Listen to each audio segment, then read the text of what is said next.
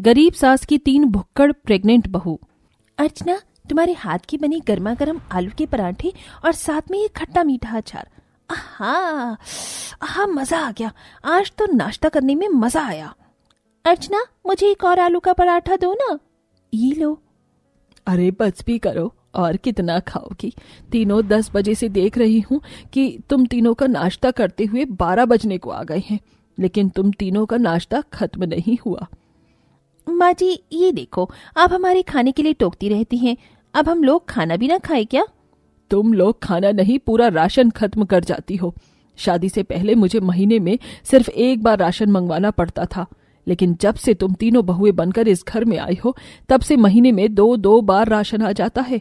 तुम्हारे पति कोई टाटा अंबानी नहीं है, खेती करके 2 पैसे कमाते हैं। तुम्हें पता भी है तुम तीनों के पति आज भूखे गए हैं। कैसी पत्नियां हो, पति को भूखा भेजकर खुद यहाँ बैठे बैठे ठूस रही हो।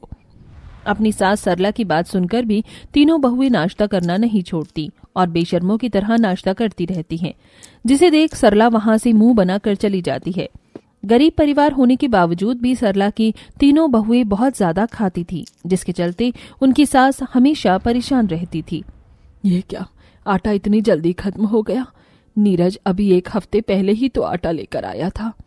माँ जी, आप आज चूल्हे के पास क्या कर रही हैं? लगता है आज आप अपनी प्यारी प्यारी तीनों बहुओं के लिए कुछ बना रही हैं। अरे बुक्कड़ो, घर में आटा खत्म हो गया है और तुम लोग हो कि अब भी तुम तीनों को खाने की ही पड़ी है। अगर तुम तीनों ऐसे ही बुक्कड़ों की तरह खाती रही ना, तो एक दिन मुझे अपने आप को बेचकर तुम तीनों को खाना खिलाना पड़ेगा। जब देखो हमारे खाने के लिए टोकती रहती हैं। अरे हम यहाँ नहीं खाएंगे तो कहाँ खाएंगे? घर में कुछ खत्म हुआ नहीं और इसका भोपू चालू हो जाता है। अपने खाने को लेकर अपनी सास के बार बार टोकने की वजह से तीनों बहुएं भी अपनी सास से हमेशा चिढ़ती रहती हैं। ऐसे ही समय गुजरता रहता है और तीनों बहुएं ठूस ठूस कर खाती हैं। लेकिन एक दिन घर में सबको पता चलता है कि तीनों बहुएं गर्भवती हैं। ये खबर सुन घर में खुशियों का माहौल आ जाता है। क्या ये सच है? हम पापा बनने वाले हैं और आप दीदी। मेरे बच्चों, ये सच है। मेरी बहुओं को किसी की नजर न लगे। अब मेरा बरसों पुराना सपना सच हुआ। बस कुछ महीने और, फिर मैं अपने पोता पोतियों को अपनी गोद में खिलाऊंगी। मुझे तो यकीन ही नहीं हो रहा, ये खबर सच है। माँ, आज मैं बहुत ज्यादा खुश हूँ। अब से हम तीनों भाई अपने खेत में और मेहनत करेंगे, ताकि हमारे आने वाले बच्चों को कभी किसी चीज की कमी महसूस न हो। तीनों भाई दिन रात अपने खेत में खेती करके मजदूरी करते हैं, लेकिन गांव में अचानक सूखा पड़ जाने की वजह से तीनों भाइयों का खेत सूख कर बंजर हो जाता है और उनकी साल भर की मेहनत मिट्टी में मिल जाती है। हमने क्या सोचा था और क्या हो गया? एक तो हमारी साल भर की मेहनत खराब हो गई, ऊपर से हमारे खेत भी बंजर हो गए। बच्चों, ऐसे हिम्मत मत हारो। गाँव में तुम्हें कोई न कोई काम तो मिल ही जाएगा। गाँव में भी कोई काम नहीं है। हमने कई लोगों से पता किया, लेकिन कहीं पर भी काम नहीं मिल रहा है। अब तो भगवान ही जाने क्या होगा। अगर गांव में काम नहीं है तो हम लोग शहर में जाकर तो काम कर सकते हैं ना। मैंने तो सुना है शहर में तनख्वाह भी अच्छी मिलती है। अगर ऐसा हुआ तो हम लोगों को ये जो परेशानी है वो जल्द से जल्द खत्म हो जाएगी। नीरज बिल्कुल ठीक कह रहा है। हम लोग कल ही शहर के लिए रवाना हो जाते हैं और जल्द से जल्द शहर में नौकरी ढूंढते हैं।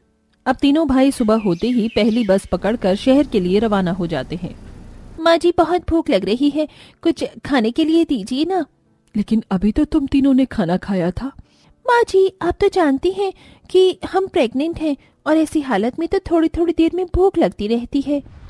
अपनी बहुओं की हालत देख सरला उनसे कुछ नहीं कहती और जाकर उनके लिए रोटियां बना देती है। लेकिन देखते ही देखते सरला की तीनों बहुएं 10 मिनट के अंदर ही सारी रोटियां खा जाती हैं, जिसे देख सरला की आंखें फटी की फटी रह जाती हैं। माँ जी, यहाँ खड़ी खड़ी क्या देख रही हैं?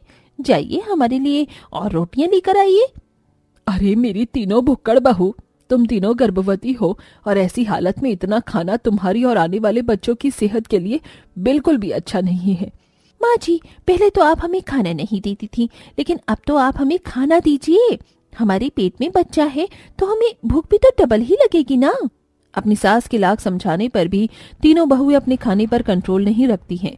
वहीं सरला दिन रात अपनी बहुओं के लिए खाना बना बनाकर थक चुकी थी और इसी के साथ अब घर में राशन भी खत्म हो गया था।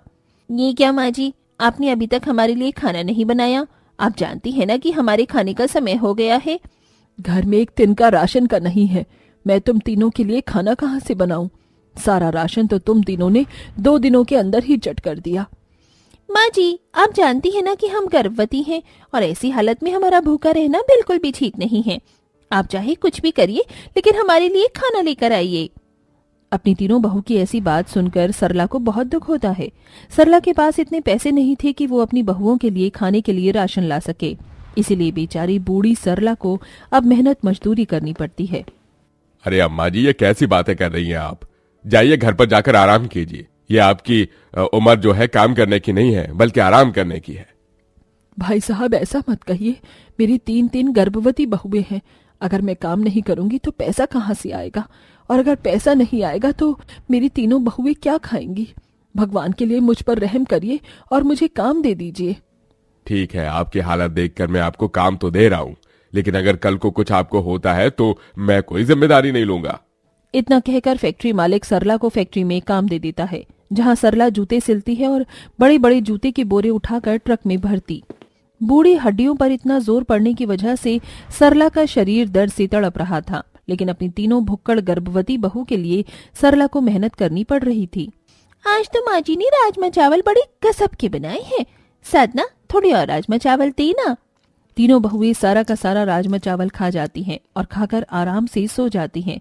वहीं सरला सुबह से शाम तक मेहनत करके जब घर लौटती है, आज तो बहुत जोरों की भूख लगी है, जल्दी से खाना खा लेती हूँ।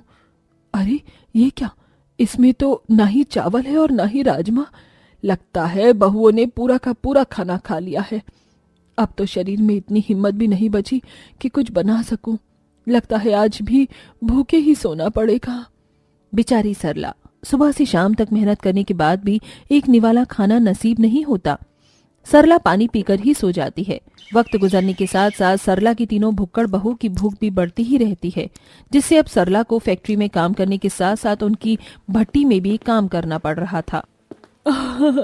मेरा हाथ, भगवान, मेरे बेटों को तू कब तक मेरे पास भेजेगा? मेरी तीनों भुक्कड़ बहू ने तो मेरा जीना हराम कर दिया है। आप इतनी लेट आ रही हैं और हम कब से आपका इंतजार कर रहे थे।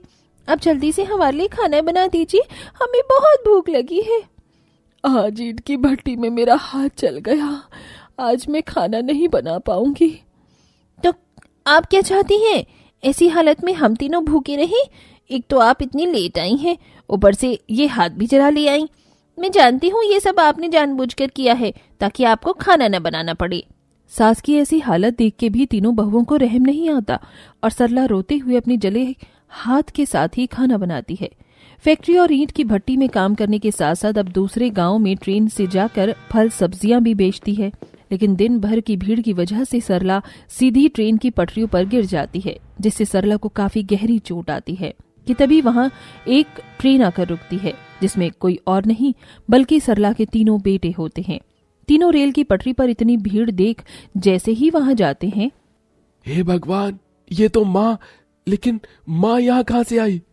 तीनों बेटे जल्दी से अपनी माँ को अस्पताल लेकर जाते हैं। काफी घंटे बाद सरला को होश आता है। सरला और आसपास के पड़ोस से तीनों भाइयों को उनकी पत्नियों की करतूतों के बारे में पता चलता है, जिसके बाद तीनों घर जाते ही अपनी पत्नी को एक जोरदार थप्पड़ मार देते हैं।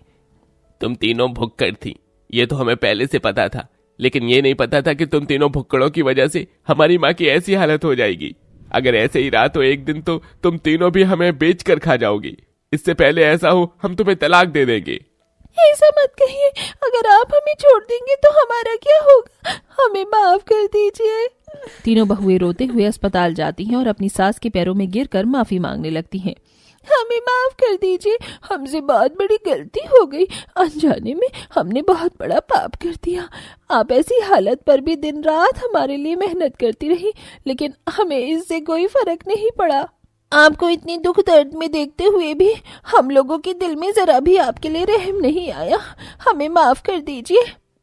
ऐसी हालत में तुम तीनों का ऐसे रोना बिल्कुल भी ठीक नहीं है। तुम तीनों को अपनी गलती का एहसास हो गया, यही मेरे लिए काफी है। सरला अपनी तीनों बहुओं को माफ कर देती है। वहीं अब सरला की तीनों बहुएं भी सुधर जाती हैं और भुक्कड़ की तरह खाना खाना छोड़ देती हैं। कुछ समय में सरला की तीनों बहुएं प्यारे प्यारे बच्चों को जन्म देती हैं, जिसके बाद अब सरला अपने हंसते खेलते परिवार में खुशी खुशी रहती है।